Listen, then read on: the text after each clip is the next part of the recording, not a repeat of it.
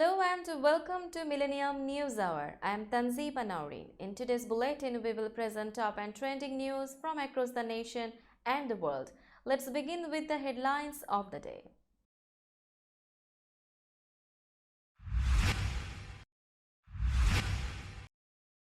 Ludicrous. U.S. denies involvement in Moscow drone attack.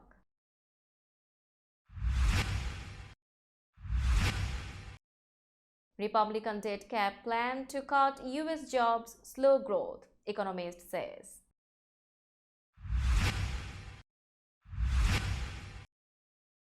Trump rejects rape allegation in video testimony played in court.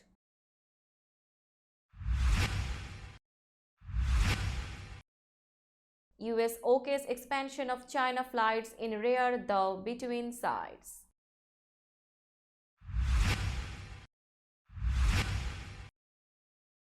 Michelle Obama launches company to promote healthy food for kids.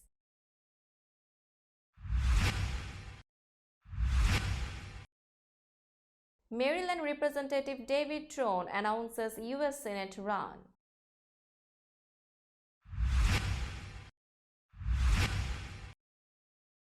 Jury finds Ed Sheeran didn't copy Marvin Gaye classic.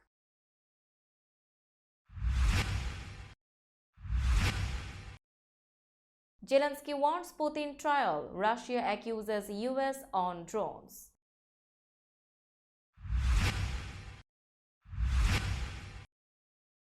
Taiwan says F-16 deliveries delayed, working to minimize damage.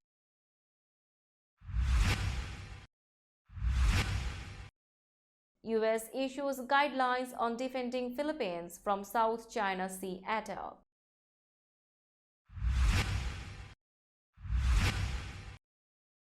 Attacks across Pakistan, including school shooting, kill 14.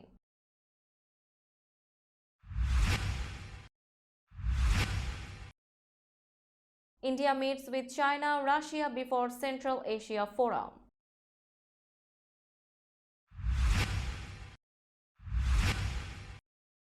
Deadly bus crash with truck kills 17, injures 29 in Egypt.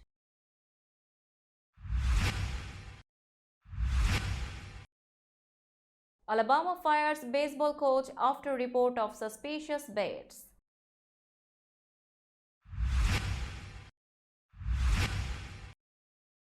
And Erling Haaland sets Premier League goal scoring record.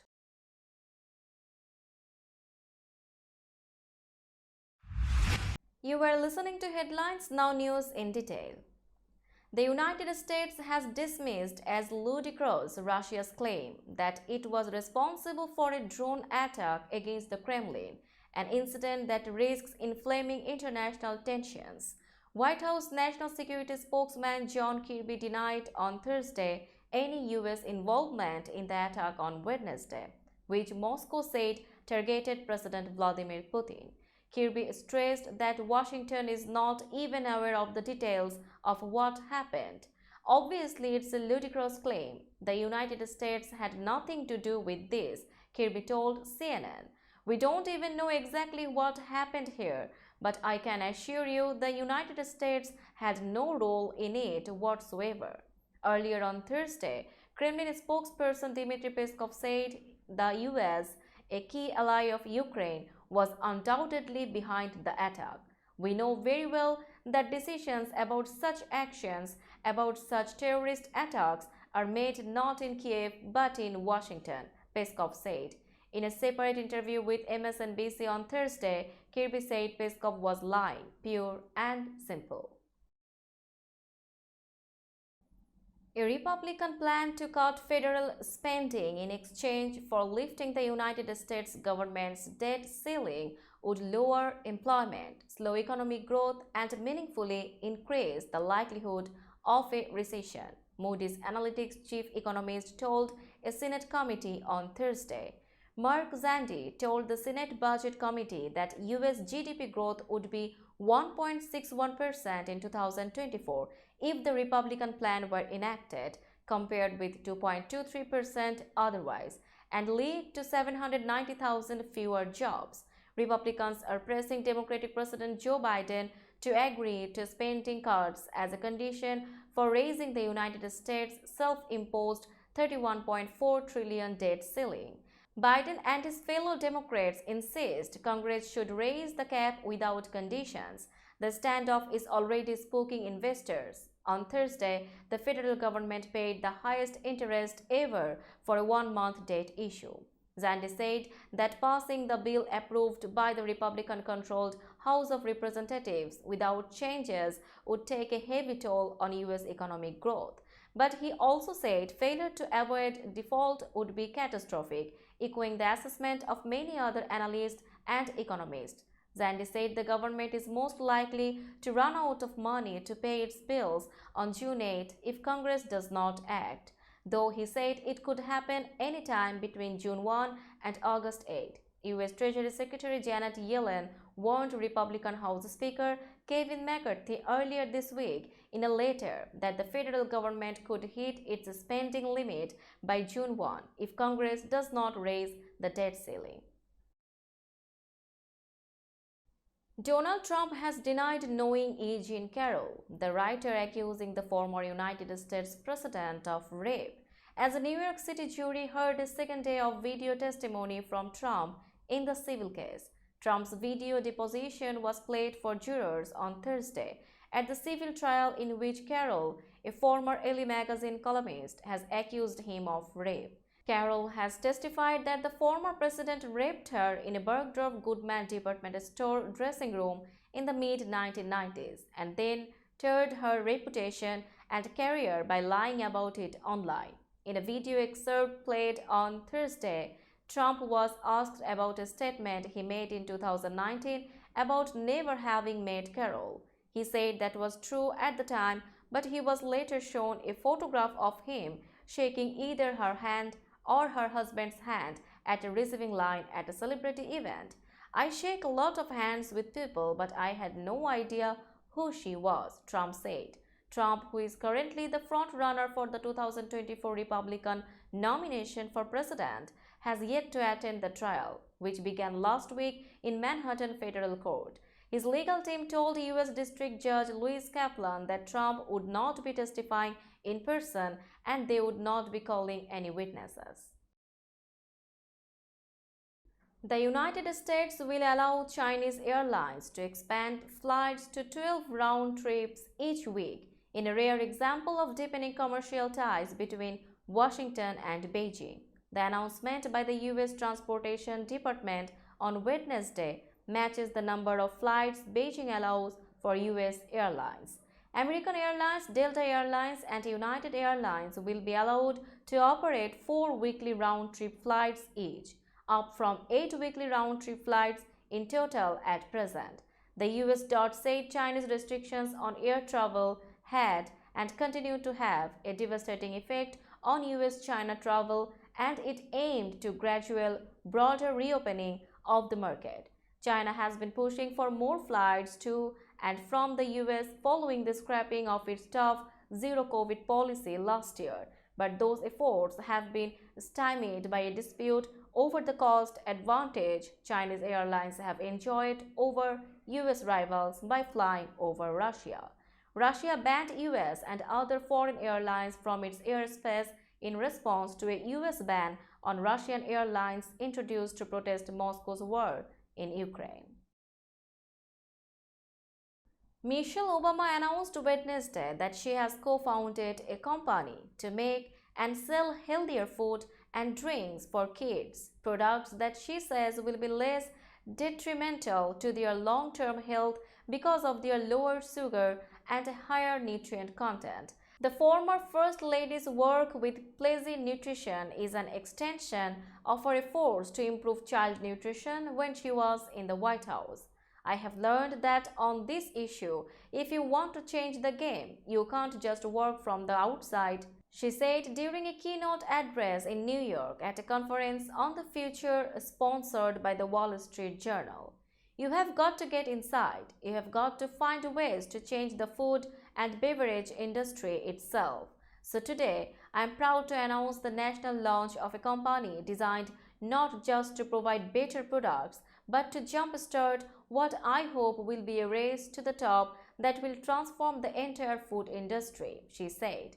Obama said she is a co-founder and a strategic partner of Plazy Nutrition. She will work behind the scenes on its educational and philanthropic efforts, according to Ailes, who has stressed that she will not be a spokesperson or a public face of the company. It was unclear whether she put any money down to help launch Plazy Nutrition or whether she will draw a salary. Maryland Representative David Tron announced Thursday he will run for the U.S. Senate seat that will be opening with the retirement of Senator Ben Cardin. Tron, a Democrat, has focused on issues including opioid addiction, mental health, medical research, and criminal justice reform while in office. The congressman said he would continue advocating for those issues in the Senate. Ben Cardin was a great U.S. Senator, and we are looking forward to following in his huge shoes, Tron said in an interview with the Associated Press.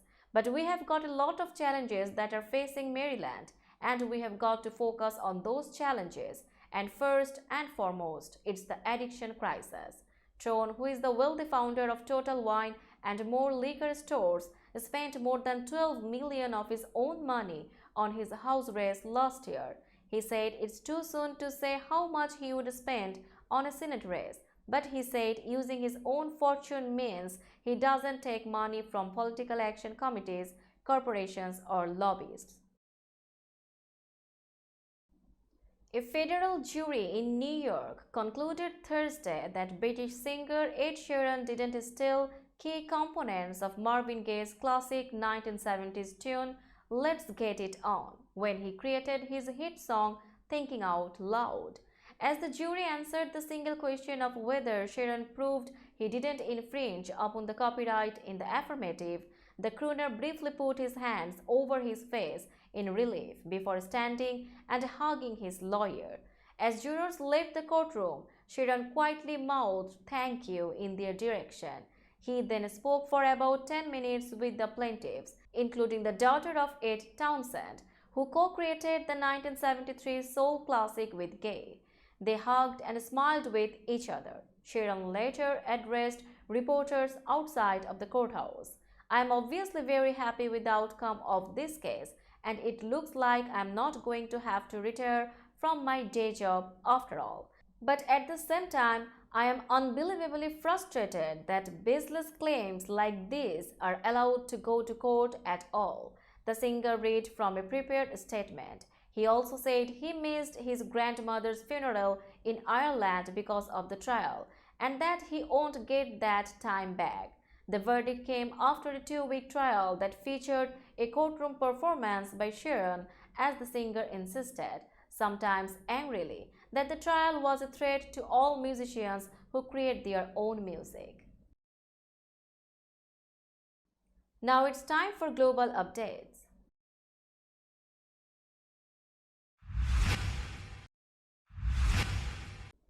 Ukraine and Russia praised their wartime rhetoric Thursday, with Ukrainian President Vladimir Zelensky expressing confidence that Vladimir Putin would be convicted of war crimes and the Kremlin alleging that the US was behind what it called an assassination attempt against the Russian president. The country's leaders have personally attacked each other multiple times during the war Russia started by invading Ukraine in February 2022. The latest flare-up came Wednesday, with Russia's claim that Ukraine had attacked the Kremlin in Moscow with drones meant to assassinate Putin. Zelensky denied that Ukrainian forces were responsible for the purported drone attack. The Kremlin promised unspecified retaliation for what it termed a terrorist act, and pro-Kremlin figures called for the assassinations of senior Ukraine leaders. Uncertainty still surrounds exactly what happened in the purported attack. Taiwan Defense Minister Chiu Kuo-cheng said on Thursday that the delivery of 66 advanced new F-16Vs from the United States has been delayed due to supply chain disruptions, and the ministry was working to minimize the damage and make up deficiencies. The United States in 2019 approved an $8 billion sale of Lockheed Martin Corporation F-16 fighter jets to Taiwan, a deal that would take the island's F-16 fleet to more than 200 jets, the largest in Asia, to strengthen its defenses in the face of a stepped-up threat from China, which claims Taiwan as its own. Taiwan has been converting 141 F-16A or B jets into the F-16V type and has in addition ordered 66 new F-16Vs, which have new avionics, weapons and radar systems to better face down the Chinese Air Force, including its J-20 stealth fighter. The first of the new F-16Vs was meant to be delivered in the fourth quarter of this year, but that has been delayed to the third quarter of next year due to pandemic-related supply chain disruptions, the ministry said. The United States has laid out in clear terms the extent of its defense treaty commitments to the Philippines, issuing new guidelines that refer specifically to attacks in the South China Sea, including on its coast guard. The six-page bilateral defense guidelines agreed in Washington on Wednesday follow a renewed push under President Ferdinand Marcos Jr. to update the Mutual Defense Treaty with the former colonial ruler at a time of increased tension and maritime confrontation with China. The guidelines were the first since the treaty was signed in 1951 and follow scores of Philippine diplomatic protests in the past year over what it calls China's aggressive actions and threats against its coast guard.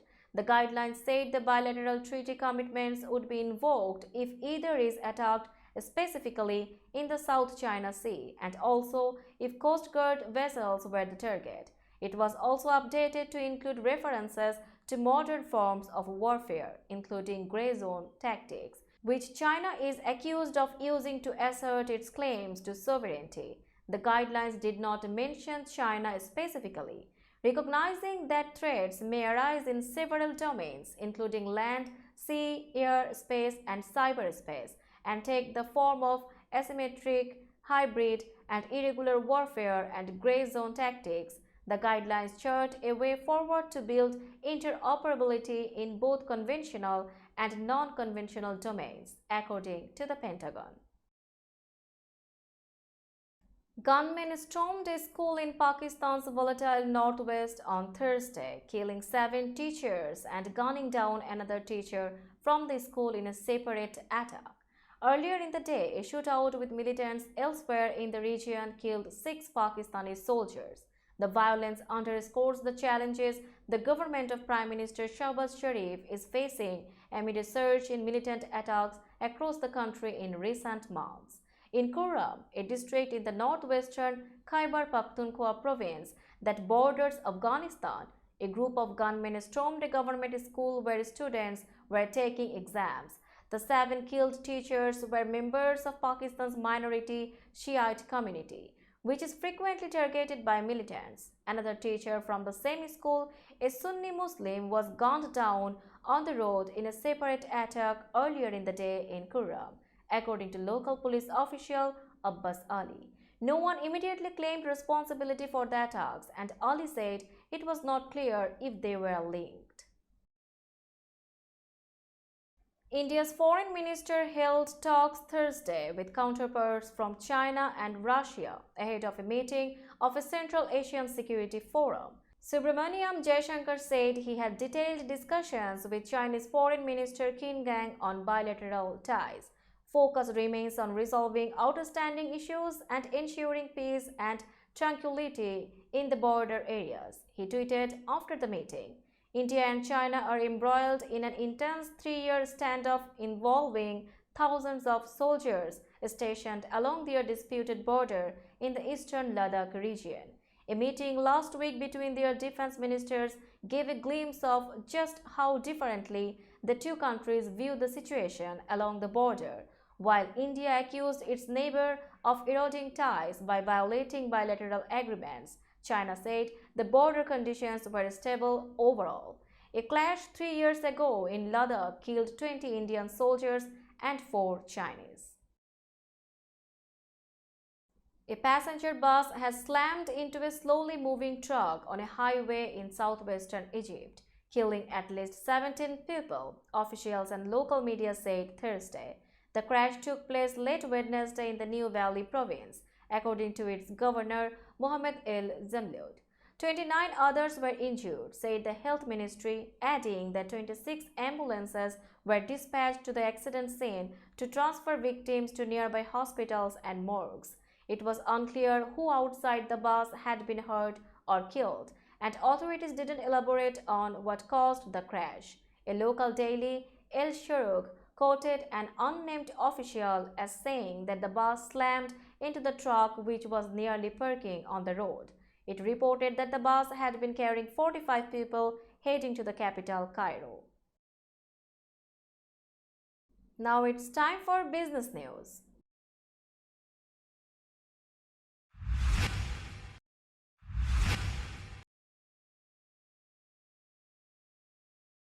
Today's New York stock close price is 15,177.93.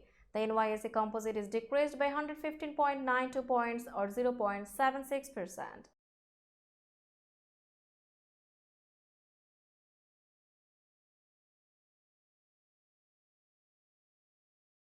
Tokyo stock close price is 29,157.95. The Nikkei 225 index is increased by 34.77 points or 0.12%.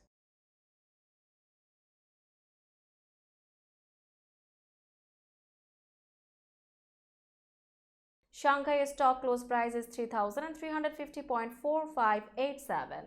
The Shanghai index is increased by 27.18 points or 0.82%.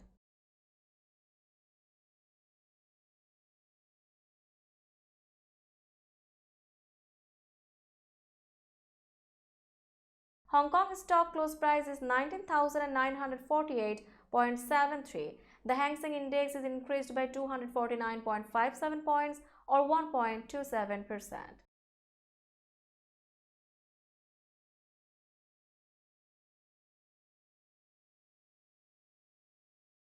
Bombay stock close price is 61,749.25. The Sensex index is increased by 555.95 points or 0.91%. Let's have a look on today's sports stories.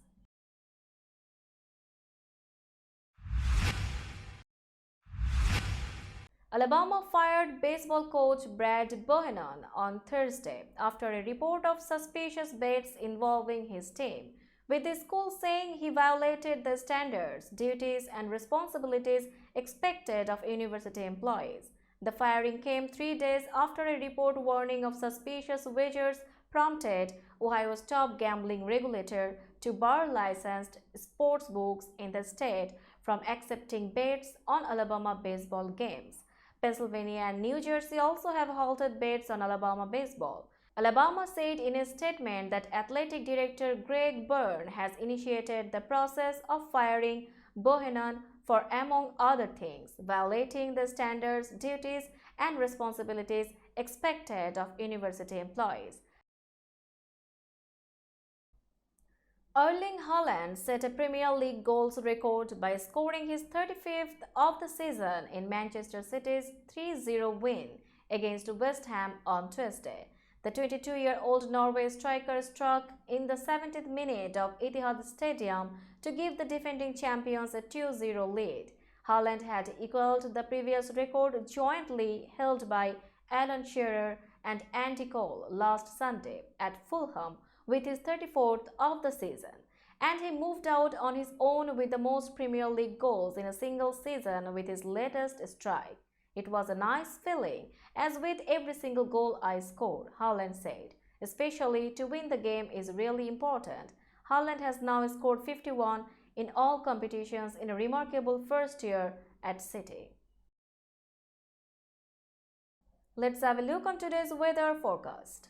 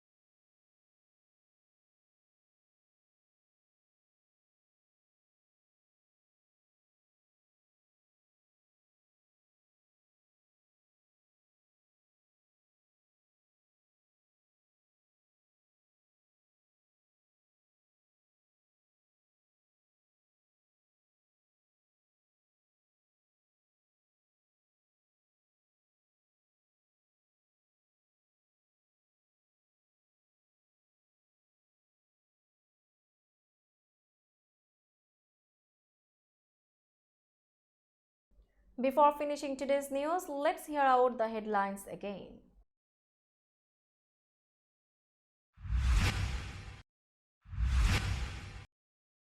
Ludicrous. U.S. denies involvement in Moscow drone attack.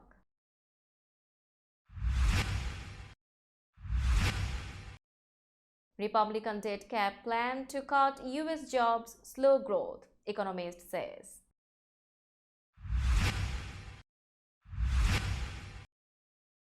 Trump rejects rape allegation in video testimony played in court.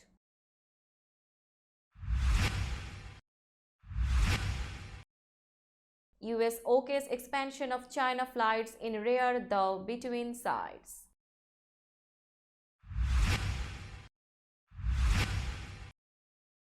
Michelle Obama launches company to promote healthy food for kids.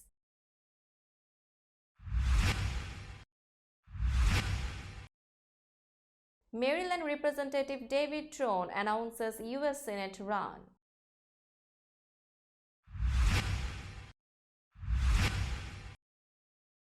Jury finds Ed Sheeran didn't copy Marvin Gaye classic.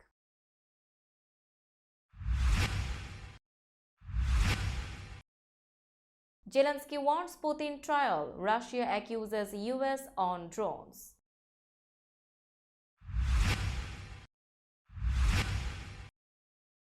Taiwan says F-16 deliveries delayed, working to minimize damage.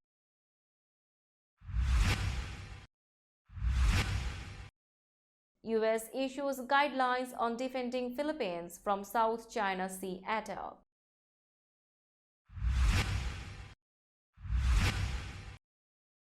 Attacks across Pakistan, including school shooting, kill 14.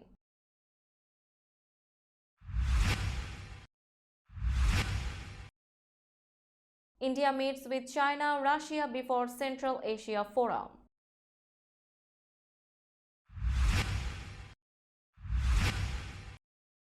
Deadly bus crash with truck kills 17, injures 29 in Egypt.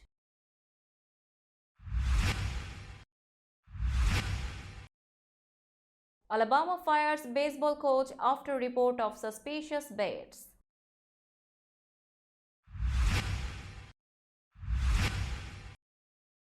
And Erling Haaland sets Premier League goal scoring record.